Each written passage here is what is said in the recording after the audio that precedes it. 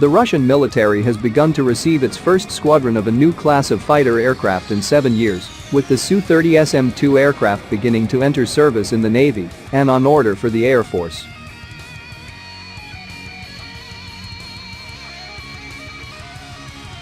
The first Su-30 SM-2 squadron will reportedly be deployed to Kaliningrad, a small enclave surrounded by NATO member states on the Baltic Sea, with this particularly sensitive location indicating a great deal of faith in the new design. The 4 fighter jets delivered to the Chernihikovsk Air Base were manufactured at the Irkutsk Aviation Plant and will be part of the Russian Baltic Fleet. According to the Russian Ministry of Defense, the new multi-purpose fighters have more modern engines and radars compared to previous Su-30 models. The jets could also bear an extended arsenal of air-to-air and ground-to-air weapons.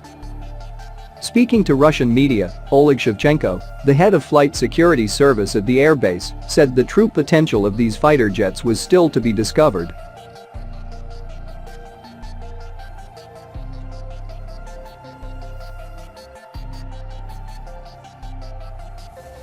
The fighter is a modernization of the Su-30 SM, which has been entering service in considerable numbers since the early 2010s and currently forms the backbone of the Russian fighter fleet with an estimated 130 Su-30 SMs currently in service, over 80% of which serve in the Russian Air Force.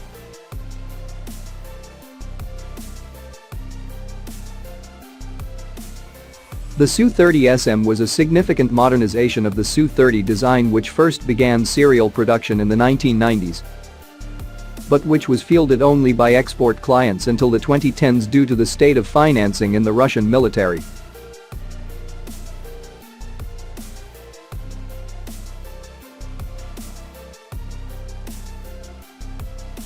The aircraft is derived from the Su-30 Mki developed for the Indian Air Force, which combined the basic Su-30 design with features from the Su-35 program for a superior performance in air-to-air combat. This included thrust vectoring engines for improved maneuverability.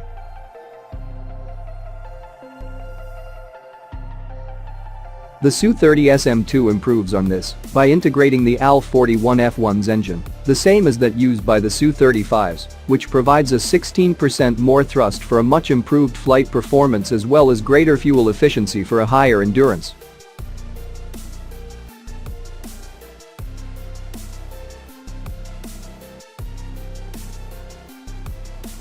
The Su-30 SM-2 also integrates a new radar, reportedly the Su-35 surpasses, although some sources have indicated that it relies on the less capable N011M bar, which is less costly. The Su-30 is derived from the Su-27 flanker heavyweight air superiority aircraft, which first joined the Soviet Air Force in 1985 and inherits from, but significantly improves on the aircraft's very long range and high maneuverability. Its endurance and maneuverability surpasses that of any Western fighter, and for the SM-2 variant its air-to-air engagement range of 400 kilometers is double or more that of the most capable Western aircraft.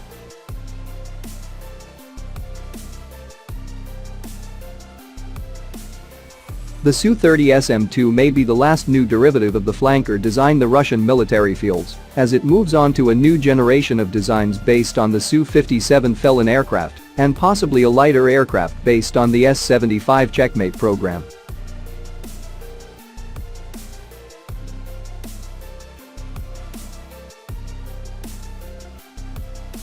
The aircraft is expected to be fielded in large numbers, with all Su-30 SM fighters reportedly expected to be modernized to the standard and a few dozen more built as Su-30 SM-2s.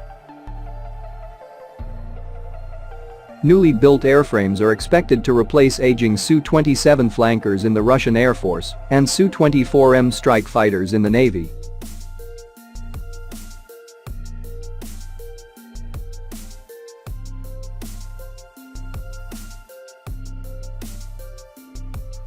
The Su-27 was a showcase of best-in-class Soviet technologies meant to defend Soviet airspace against NATO bombers and air superiority fighters alike.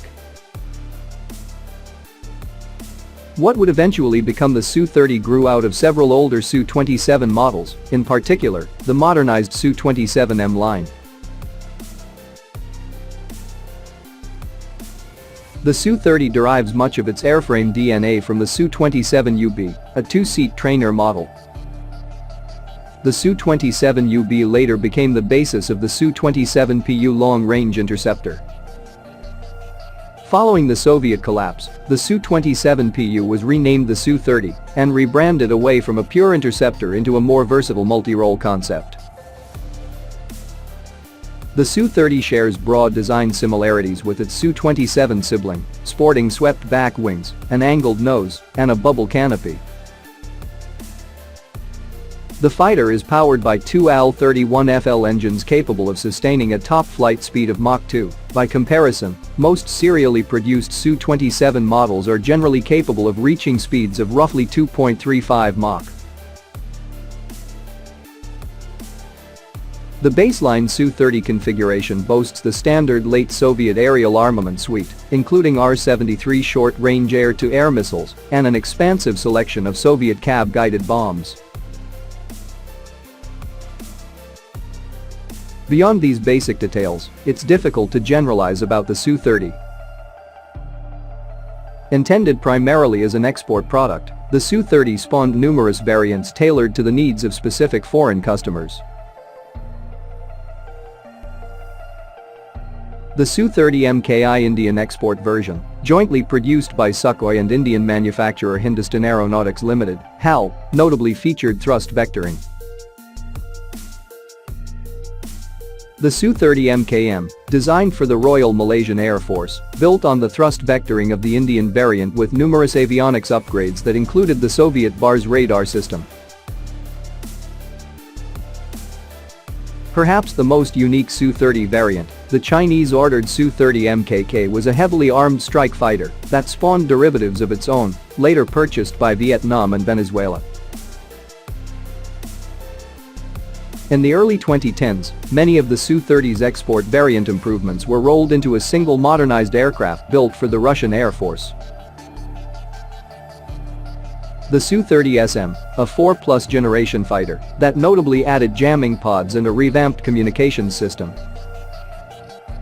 With over 100 units spread across its Air Force and naval aviation branches, the Su-30 SM is among Russia's most prolific modernized fighters. And now, the Su-30 SM-2 will run on the AL-41F1's engine of the Su-35. This engine upgrade will likely prove to be a major performance boon. The more powerful engine of Su-35 will provide higher thrust. It means a bigger number of munitions and equipment on board. The thrust vectoring module promotes maneuverable combat, which also needs proper electronic equipment and weapons controls.